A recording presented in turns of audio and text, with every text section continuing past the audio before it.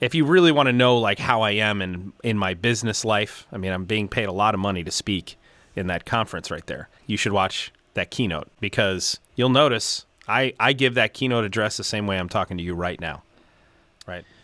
Your virtues transcend business, personal, and all other aspects of your life. Take 0.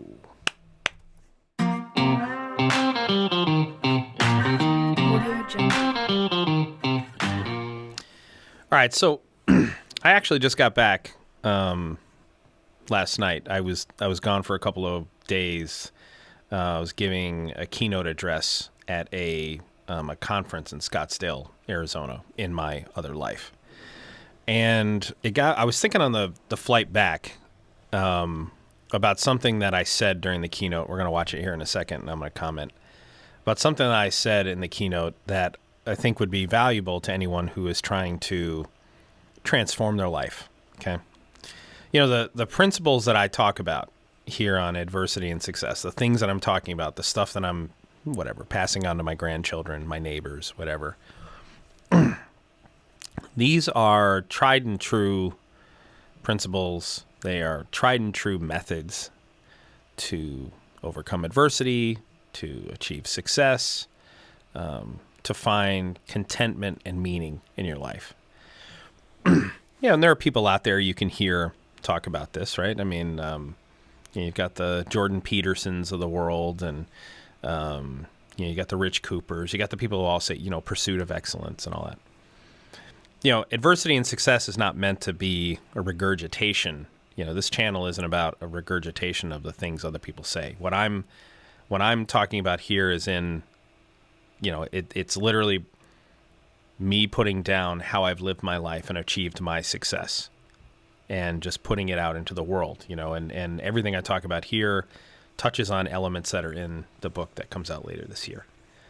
But I was speaking, so we live streamed the keynote address, the 2-hour keynote address, and I'll include the link in this post.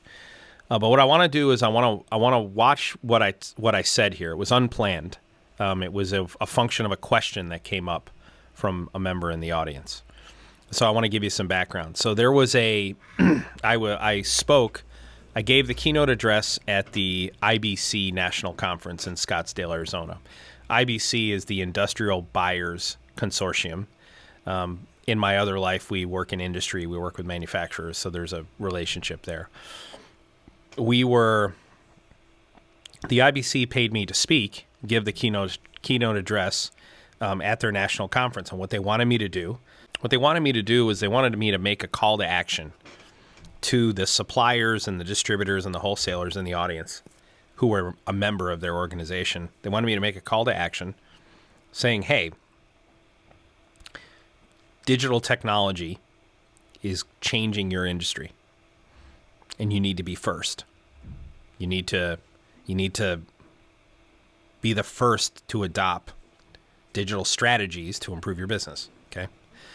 And there was a question that a distributor said. He said, after I'm presenting, I'm an hour and 50 minutes into the presentation, 45 minutes, and he says, hey, right now, being a distributor is all about like relationships. It's all about, you can buy, if you can buy from 10 different distributors, isn't the differentiator, the only thing that's going to make me decide pick one distributor over another is how long it's going to take me to get the item you're selling to me and how much it'll cost. He said, well, what do we do in that case? And I said, well, you use digital technology to get it to them faster and cheaper, right? But then what I said was, yes, your business is going to change, but there's a massive opportunity here.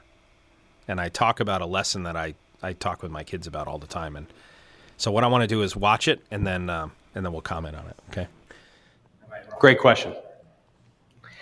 You're making the argument, actually. You're making the argument for digital transformation. You guys have, real quick, you have a distinct advantage against the market right now. You know what I tell my kids all the time? And I'll get right to your question. So I have 4 kids at home. I have an adopted daughter and 3 sons, 2 22-year-olds, 17 and 14. And we are a results-first family. No excuses, period. Discipline, respect, hard work. Those are our pillars. All right? Transparency, authenticity, expertise, humility, servant leadership. My kids get up at 4:50 in the morning. My 3 sons hit the gym by 5:30. And they don't do that because of me. I don't ask them to do that. They do that. My kids are all entrepreneurs. My son Jared, my 17-year-old, bought a trampoline yesterday. He's going to flip on Saturday. Okay? You know what I say to my kids every time discipline becomes too hard? Discipline is the wherewithal to do what you have to do when you don't want to do it. That is sorely lacking in our world today, right? You know what I tell my kids? Yeah, the world's screwed up, but there's opportunity out there. There's an entire generation of kids raised with no discipline, no respect, and no sense of hard work. All right, so let me stop right there.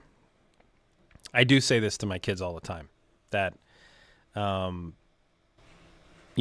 virtues, the 3 pillars that you hear me talk about earlier, discipline, respect, and hard work, those are the virtues, the pillars upon which our values and beliefs rest on, right? And those values and beliefs they drive the situations we put ourselves in. And the situations we put ourselves in, they dictate the challenges we're going to face, and the challenges we're going to face dictate the adversity we have to overcome. And then we got to make a choice to overcome that adversity. And the choice we make comes from those values and beliefs. And this is how we lead to good outcomes in our lives. And a good life is more good outcomes than bad outcomes. It's really that simple. Break it right down, right? What I was pointing out to this audience who was saying, well, hey, this is going to be hard for us to do this, to digitally transform our organization. This is going to be hard. And what I was saying to them is, yeah, it's going to be hard, but it's going to be worth it. And the opportunity that you're going to get from this challenge is you're going to have very few people to compete against. Okay? And that's what we'll go ahead and finish here, because that's the point I make. When you don't want to do it. That is sorely lacking in our world today, right? Discipline is lacking. You know what I tell my kids? Yeah, the world's screwed up, but there's opportunity out there. There's an entire generation of kids raised with no discipline, no respect, and no sense of hard work. And you were. Shooting fish in a barrel. You guys have the same opportunity. This is literally the first supply chain group I've spoken to. I did one presentation on supply chain a couple of weeks ago. We had one podcast with a guy named Luke Small based in Washington, who is a supply chain expert. Okay? Maybe 6 months ago. You guys are the guinea pigs. First opportunity. It's up to you to seize it. And so this is the point here. The point here is that the virtues of discipline, respect, and hard work, okay, those virtues, they transcend personal and business life. Okay? What I was doing here was drawing a parallel between, hey, the payoff for being virtuous, especially in today's world, is that you're going to be competing against people who aren't virtuous. Okay? And that's a huge advantage. The payoff for being first to digital transformation and supply chain is that you're going to be competing against people who aren't using digital tools to service their customers. So you're not going to be competing against anyone. It's shooting fish in a barrel. If you watch that entire keynote address, you'll notice that I interweave personal and business elements across that entire 2-hour discussion. Okay? If you really want to know like how I am in my business life, I mean, I'm being paid a lot of money to speak in that conference right there. If you want to know how I really am at work, you should watch that keynote, because you'll notice I give that keynote address the same way I'm talking to you right now, right? And I'm being paid to do that one, right? It's really, really, really important to understand just how critical the virtues, those pillars upon which your belief system rests on, just how important they are to the outcomes you achieve in your life, right? And I say to my kids all the time, when we're, they're kids. They struggle with discipline. They struggle with respect and what it means and how do you pull that off. And they struggle with hard work, right? They're virtues because not everyone can do them. Not everyone has the thing inside of them to drive them to be virtuous. For you, action item for you watching is, what are your virtues, right? We're going to have this video later. I'm going to talk about these core pillars and how to, where did I get them from? I got them from my parents. Obviously, they handed them down to us, and I didn't change. They're unchanged. Discipline, respect, hard work is what I was taught growing up. What's weird is that from one generation to the next, it seems like discipline, respect, and hard work became bad words in our society. But the perception of discipline, the perception of respect, the perception of hard work in our world, which is negative, right? That perception doesn't line up with the outcomes you get when you are disciplined, you are respectful, and you can work hard. It's still the recipe for success. It's still the recipe for good outcomes.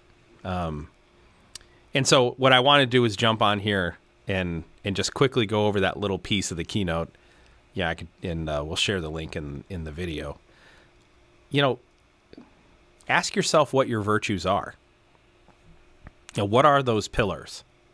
I'm going to ask you the same question in a later video because I'm going to talk about discipline, respect, and hard work in great detail. And what do they mean? What does that mean? Why does it matter? Right? But you should ask yourself, what do you,